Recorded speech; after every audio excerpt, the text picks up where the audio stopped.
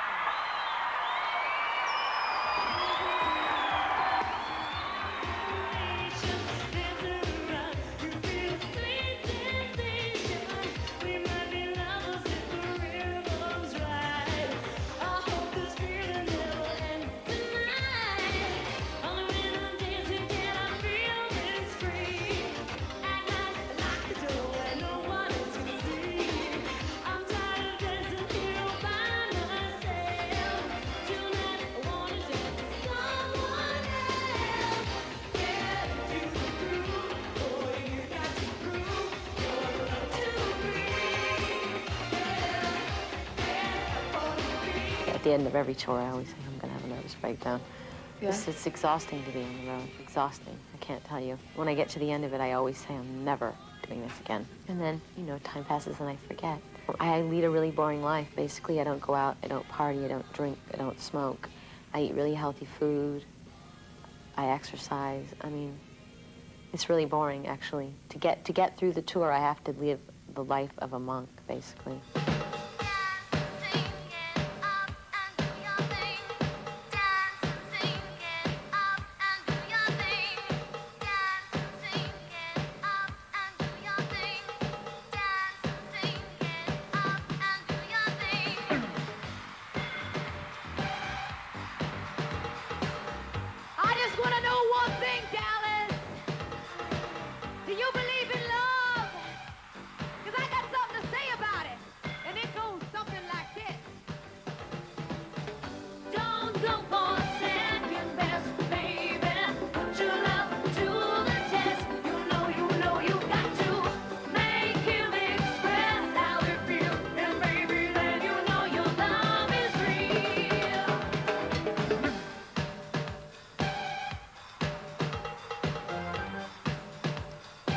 A lot of shows back to back, not many days off, and there's a lot more,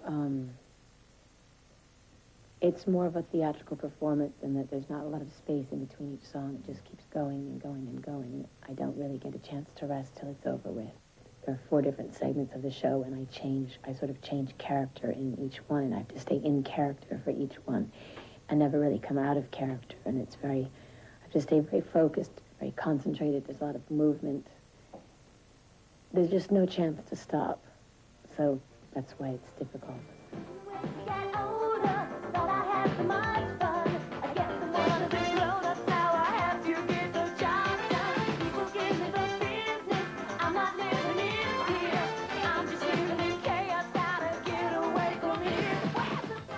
I'm not really interested in a rock concert.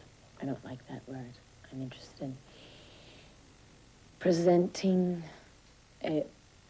I keep repeating myself, so more theaters so that there's a catharsis, there's an arc, there's an emotional arc, there's a journey that you go through, and I present myself in one way at the beginning of the show, and by the time I get to the end, it's something different. Dear Lord, it seems like every time I'm standing in this circle before the show, I'm asking you for something extra special.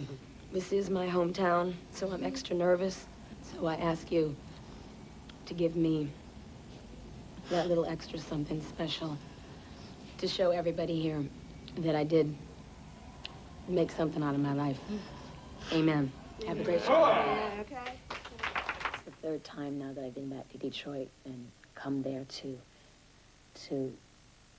sort of to see all of my family reunited. They're all scattered all over the place. To see people that I went to school with and relatives I haven't seen in years, and it's very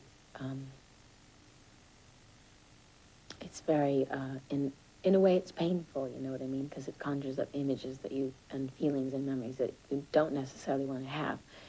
But I think that this was the best one so far. I mean, the first time I was on tour and I came back, it was like, okay, I'm showing everybody that I am somebody I'm going to be, and so, you know, here I am, and it's basically sticking my tongue out at everybody. The second time I came, it was a stadium tour, and I think I was very kind of removed in a way from my family and my friends and my home and my roots and my past. This time, you know, 3 years have passed, a lot of things have changed in my life, and it was, I feel that in a way I've come full circle, you know, in visiting my family. I feel much closer to people, and in a way I feel that I have let go of a lot of regrets and anger and hostility, and I've accepted things more. My past, I'm not so embarrassed about my past, like, you know what I mean? I think a lot of people go through a period where they don't want people to know where they're from, they don't want people to meet their parents, they don't want people to see the house they grew up in. It's just not as groovy as you wanted it to be. It's not as cool as everybody else's.